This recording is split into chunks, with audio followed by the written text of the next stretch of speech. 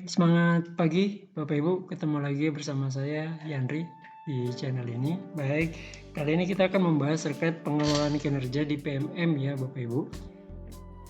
Dan ini bukan hanya untuk guru PNS, namun juga untuk guru non-PNS, karena yang akan saya contohkan berikut ini adalah contoh dari akun guru non-PNS. Kemudian ini juga untuk di sekolah swasta, dan juga bukan hanya di gurunya saja, tetapi apa yang harus kepala sekolah lakukan setelah gurunya menginput perencanaan hasil kerjanya di tahun atau di semester berjalan. Oke Bapak Ibu, jadi sebelum kita membahas teknisnya atau saya menunjukkan langkah-langkahnya, kita perlu secara sekilas dulu saya ingin menggambarkan bahwa di pengelolaan kinerja ini akan ada 3 tahapan penting, yaitu perencanaan yang ini akan diisi oleh guru maupun juga kepala sekolah ya, tapi dalam hal ini contoh untuk guru dulu karena kepala sekolah belum dibuka nanti tanggal 15. Di tanggal 2 ini guru dulu yang akan mengisi perencanaannya dan fokus pada salah satu indikator rekomendasi berdasarkan capaian rapor pendidikan di PMM. Nah, kemudian tahap pelaksanaan nanti itu ketika sudah selesai perencanaan, kemudian di tahap pelaksanaan nanti kepala sekolah akan melakukan observasi kelas yang juga rubriknya sudah tersedia di PMM, termasuk nanti pada saat penilaian yang sudah terintegrasi juga dengan sistem kinerja BKN. Nah, di tahap perencanaan ini Bapak Ibu ada 3 juga langkah yang perlu kita lakukan. Pertama, penginputan perencanaan itu yang dilakukan oleh guru, dan selanjutnya perlu disetujui perencanaannya oleh kepala sekolah, dan setelah itu kembali oleh guru akan disepakati. Ini yang akan kita tampilkan atau tunjukkan di video tutorial kali ini Bapak Ibu. Nah, selain itu cakupan penilaian kinerja. Jadi Bapak Ibu untuk pengelolaan kinerja ini yang ada beberapa lingkup. Pertama, untuk menilai kinerja itu maka ke tempat-tempatnya ini perlu ada dari praktek kinerjanya, kemudian ada pengembangan kompetensinya, ada perilaku kerja, dan dokumen akuntabilitasnya. Ini perlu dilakukan semuanya. Tapi untuk menilai kinerja, untuk mendapatkan ketika kita mau menilai atau untuk mengkonversinya nanti menjadi angka kredit, maka praktek kinerja dan perilaku kerja ini yang akan dinilai, sedangkan pengembangan kompetensinya ini sebagai bahan pertimbangan, dan dokumen akuntabilitas tidak dinilai tapi wajib dilakukan, wajib dikumpulkan, karena kalau tidak dikumpulkan maka nilainya itu nanti tidak akan terlihat. Di praktek kinerja ini ada nanti rencana hasil kerja kita yang sudah berdasarkan rapor pendidikan. Kalau untuk guru itu indikator D1 praktik pembelajaran, kalau untuk kepala sekolah itu kepemimpinan pembelajaran. Kemudian yang dinilai juga selain praktik kinerja adalah perilaku kerja, yaitu ada 7 aspek yang di akronimnya adalah berakhlak, yaitu berorientasi pelayanan, akuntabel, kompeten, harmonis, loyal, adaptif, dan kolaboratif. Sedangkan perkembangan kompetensi ini menjadi bahan pertimbangan, artinya dipertimbangkan. Ini yang nanti ada poin-poinnya dan minimal itu 32 poin yang harus kita kumpulkan dalam satu semester. Kategorinya ada beberapa, yaitu pendidikan, pelatihan, non-pelatihan, kontribusi komunitas, dan kontribusi sumber belajar. Oke, dari sini itu menghasilkan predikat kinerja. Dari predikat kinerja kita akan kalikan dengan koefisien angka kredit tahunan. Koefisiennya ini seperti apa? Bisa kita lihat di sini Bapak Ibu. Ini sebagai contoh. Jika dia mendapat predikat kinerja sangat baik, itu dia faktor pengalinya adalah 150%. Kalau baik itu 100%, kalau cukup 75%, kurang 50%, dan sangat kurang 25%. Nah, yang menjadi koefisien itu adalah ini Bapak Ibu, ketika dia berada di jenjang jabatan ahli pertama, maka koefisien angka kredit tahulannya 12,5. Kalau ahli muda, ini golongan 3C dan 3D, itu ada di angka 25 koefisiennya. Kalau ahli media ini 4A, kalau tidak salah 4A4B ya, dan ahli utama itu 4C, 4D, 4E. Nah, sebagai contoh di sini predikat kinerjanya sangat baik dan jenjangnya ahli muda. Sangat baik 150, jenjangnya ahli muda berarti 25, sehingga 150% dikalikan 25 adalah 37,5. Maka ini adalah angka kreditnya. Oke, demikian Bapak Ibu. Selanjutnya kita langsung ke PMM-nya. Di sini saya sudah membuka platform Merdeka Mengajar di guru.kemdikbud.go.id. Ini adalah akun milik salah seorang guru saya. Oke, di sini sudah ada fitur baru di pengembangan diri, yaitu pengelolaan kinerja. Baik, kita klik dan ya, kita akan menemukannya di sini. Memang disarankan dibuka di laptop ya Bapak Ibu, atau komputer, karena tampilannya di sini tampilan landscape. Klik mulai. Nah, untuk praktek ada 5 tab di sini Bapak Ibu. Kita akan mulai dari yang pertama, praktek pembelajaran. Jadi kita akan memilih satu dari sekian praktek pembelajaran yang menjadi fokus. Dari sekian indikator ada 8 yang menjadi fokus peningkatan kinerja kita Bapak Ibu. Jadi dan ini sesuai dengan hasil dari rapor pendidikan dari sekolah. Ada penerapan disiplin positif, keteraturan suasana kelas, dan lain-lainnya Bapak Ibu ya. Di sini ada 8. Nah, kita akan memilih satu yang ingin kita fokuskan. Misal penerapan dimensi disiplin positif. Ya, di sini kita cukup perlu memilih salah satu indikator saja Bapak Ibu.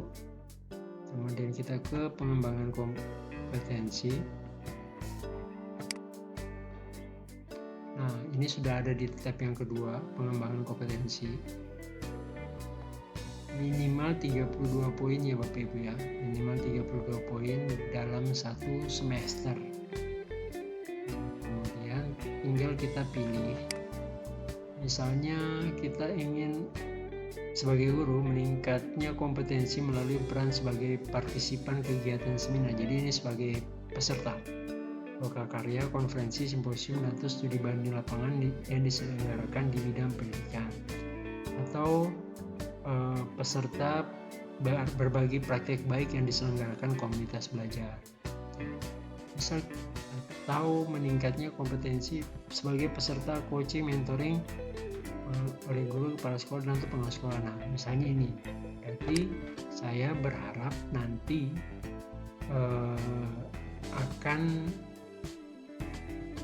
di coaching oleh kepala sekolah ataupun pengawas, dan harapannya misalnya 2 kali dalam satu semester. Maka klik 2, di sini poinnya bertambah 8. Kita akan mengumpulkan 32, jadi ini kurang 24. Kita tambah lagi.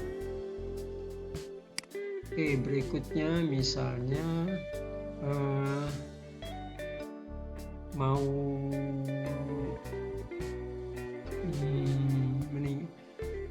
sebagai narasumber berbagi praktek baik, atau sebagai partisipan peserta observasi praktik pembelajaran bersama rekan sejawat. Nah, misal mau seperti ini, jadi nanti ada observasi, atau misalnya mau di PMM, meningkatnya sebagai peserta kegiatan pelatihan atau BIMTEK yang memperoleh sertifikat di bidang pendidikan dan kebudayaan. Oke, saya di sini misalnya target mau buat 2. Oh, kita sudah kurang 8 poin lagi. Misalnya kita nyari yang 8 poinnya.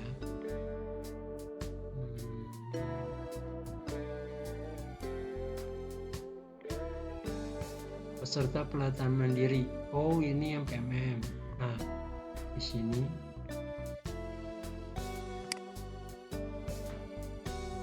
ini yang 2, peserta pelatihan mandiri.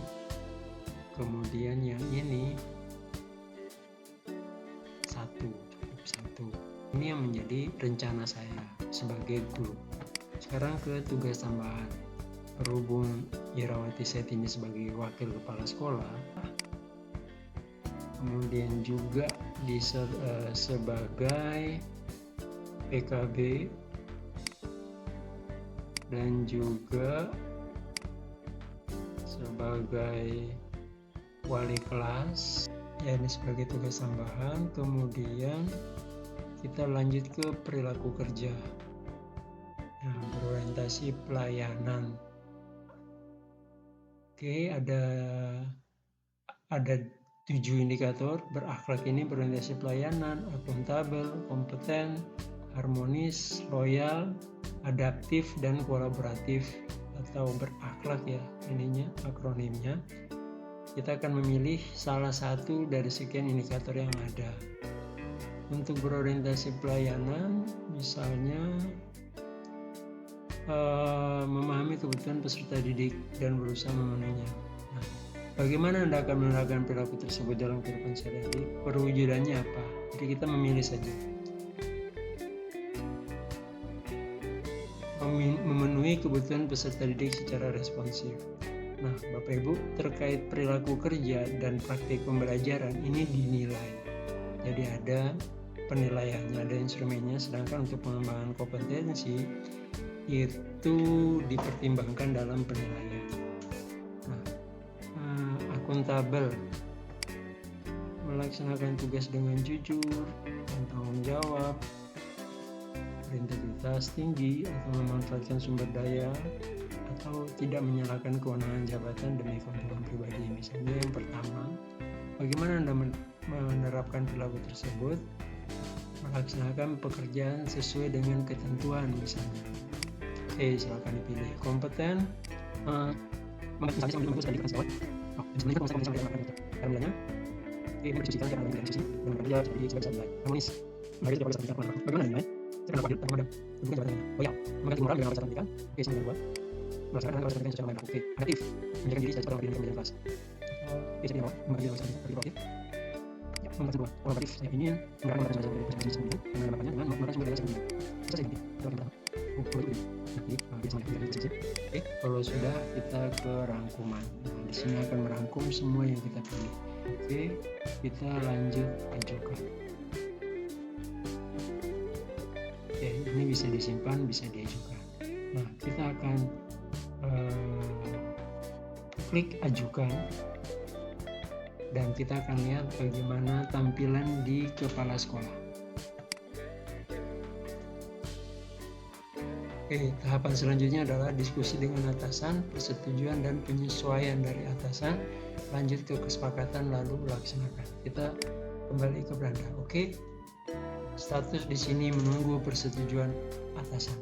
Batas tanggal 31 Januari. Bisa juga dilihat kembali rencana kerjanya. Ini adalah rangkumannya yang tadi. Oke. Selanjutnya kita akan beralih ke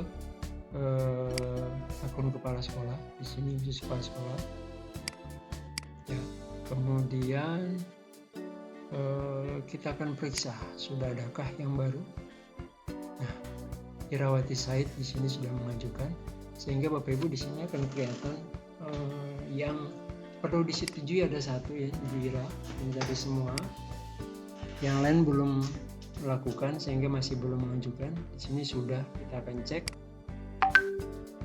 Nah, Bapak Ibu bisa menambah, bisa menghapus jika tidak sesuai ya hasil kerjanya, rencana hasil kerjanya. Sebentar, kita akan lihat. Nah, ini masih bisa dihapus, tapi yang pertama ini tidak bisa dihapus. Meningkatnya praktik manajemen kelas yang berfokus pada penerapan disiplin positif. Tidak bisa dihapus, tapi yang berikutnya ini masih bisa dihapus. Meningkatnya kompetensi serta jadi yang rencana kerja terkait kinerja guru itu tidak bisa dihapus, tapi masih bisa dirubah. Sesuaikan kita mau kejar yang mana untuk yang bersangkutan. Jadi kepala sekolah masih bisa merubahnya. Misalnya ingin fokusnya di umpan balik konstruktif. Nah, kita ganti. Ada penyesuaian dari atasan. Jadi nanti akan ada informasinya. Kemudian rencana hasil kerja yang berikutnya, 2 kegiatan.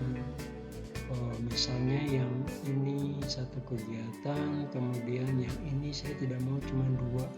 Saya maunya dalam 1 semester itu minimal 3 atau 4. Jadi tiap bulan ada 1. Oke, kita buat ada 4 kegiatan. Nah, ini sudah hasil kerja utamanya, rencana hasil kerja utamanya. Kemudian kita ke hasil kerja tambahan. Di sini tugas tambahannya, kalau ada yang ingin dirubah bisa dihapus atau mau diganti yang lain, bisa dipersilakan. Nanti sama kalau ada perubahan maka akan ditambahkan. Misalnya saya ingin kita cukup dengan ini saja dulu, atau kita bisa tambahkan ya, ada penyusuan dari atasan. Saya ingin dia juga sebagai guru piket, bisa. Lanjut kita ke perilaku kerja sebagai kepala sekolah. Maka ini yang kita akan melihat, ini apakah perlu penyesuaian atau tidak, apakah perlu perubahan atau tidak, apakah memang ini yang menjadi target kita terhadap si guru tersebut. Kalau memang ini sudah sesuai, kita bisa lihat ya. Misalnya saya ingin terkait akuntabel,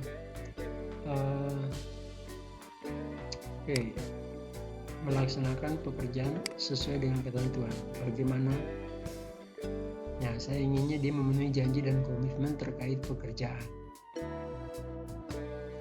atau bertanggung jawab atas hasil kerja yang dilakukan dan bersedia dievaluasi misalnya. Oke, saya ganti, maka akan ada notifikasinya juga, ada penyesuaian dari atasan. Oke, misal ini sudah sesuai, yang lainnya kita ke persetujuan. Nah, ini rangkumannya.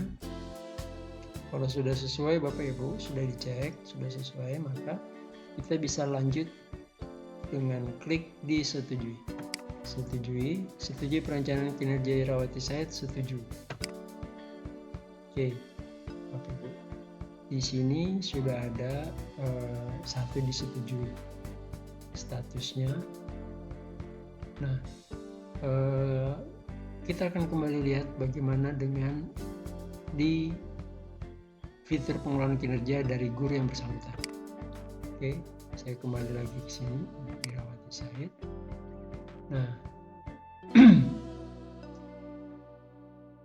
perencanaan kinerja Anda sudah disetujui. Mari cek jika ada penyesuaian dan sepakati untuk lanjut ke pelaksanaan kinerja. Oke,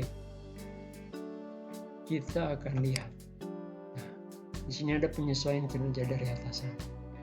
Oke, sudah ada penyesuaian dari atasan juga. Baik. Jika ini ini kita baru yang untuk kinerja, hasil kinerja utama. Kita akan ke hasil kerja tambahan. Ada penyesuaian dari atasan. Di sini ada tambahan sebagai guru piket. Oke, ke perilaku kerja.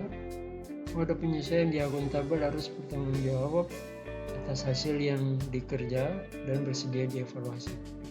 Oke, kalau saya sudah sepakati sebagai guru, maka bisa klik sepakati. Sepakati perencanaan kinerja. Oke, saya sepakat dengan perencanaan kinerja yang disetujui oleh atasan. Sepakati. Maka perencanaan kinerja kita sudah selesai. Demikian video tutorial terkait fitur pengelolaan kinerja bagi guru, dan khusus di bagian perencanaan, dan kemudian yang dilanjutkan dengan persetujuan oleh kepala sekolah dan dilanjutkan dengan kembali ke guru disepakati. ini tidak hanya untuk guru PNS namun juga untuk guru PNS, karena Ibu Irawati saat ini bukan sebagai guru PNS juga, tapi fitur ini bisa digunakan oleh sekolah swasta untuk menilai guru-gurunya yang juga bukan PNS. Demikian, semoga bermanfaat. Terima kasih.